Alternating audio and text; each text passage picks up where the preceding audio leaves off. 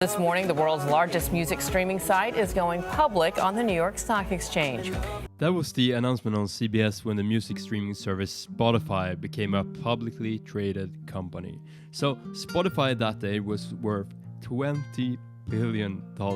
And in this video, I want to argue that the reason companies exist is to solve problems for their customers. So what was the problem that the founder of Spotify, Daniel Ek, wanted to solve? Well, this is what Daniel Ek said the very same day.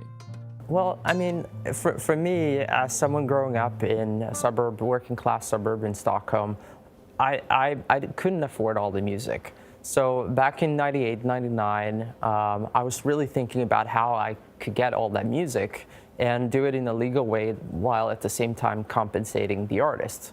And that's where the idea of Spotify came up. So Daniel Ek started Spotify to solve a problem that he had. He couldn't afford all the music that he wanted, so he started Spotify to be able to have all the music available to him, but at the same time giving artists compensation for their work.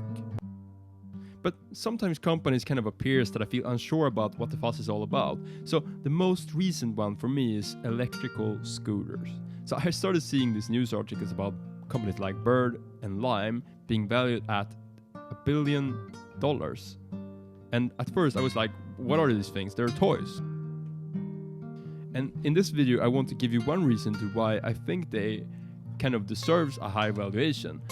But first, why is this whole solving a problem for the customer so important to begin with? Well, think about simpler times, like roughly 300 years ago. You and me, we would probably been farmers, producing some food to eat and raise cattle that we also ate, simple times. So the big shift was somewhere around the middle of the 18th century with the Industrial Revolution.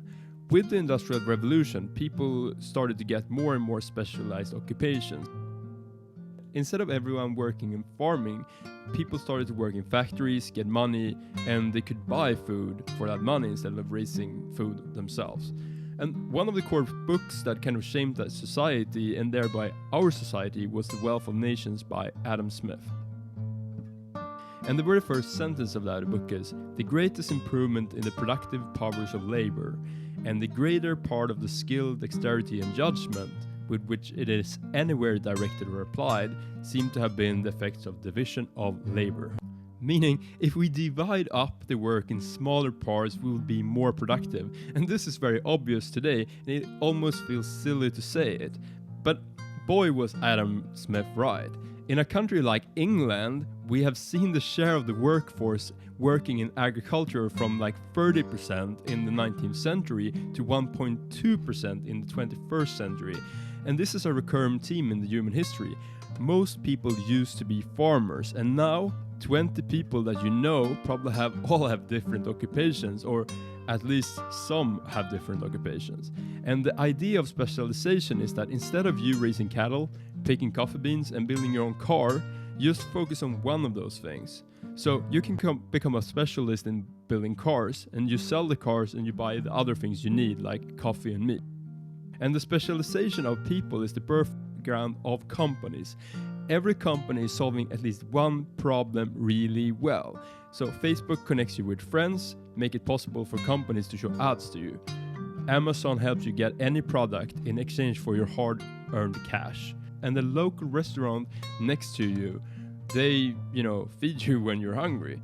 So they all solve problems because that's how consumerist society works. We have a problem, we buy a solution to that problem from a company. So back to the toys. Lime, Bird, and Voi are electrical scooters that you can use on demand. Like you push a button on your phone, you rent a scooter, you go somewhere and you pay for it. So what problem is this solving?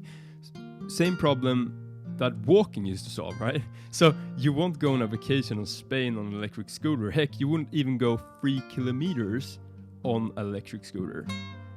The typical use case for an electric scooter is something like, I have a meeting 500 or 1,000 meters away, and it will take me like 5-10 minutes to walk, but I'm late and I don't want to get sweaty, so I take the electrical scooter. And busing an Uber or a cab will, take you a couple of minutes, and it also will be kind of pricey for just going like 500 meters or 1 kilometer. And public transportation usually don't cover the whole city. So the only real competitor is walking, which is like pretty amazing, because what is the, market for walking? We all walk every day, right?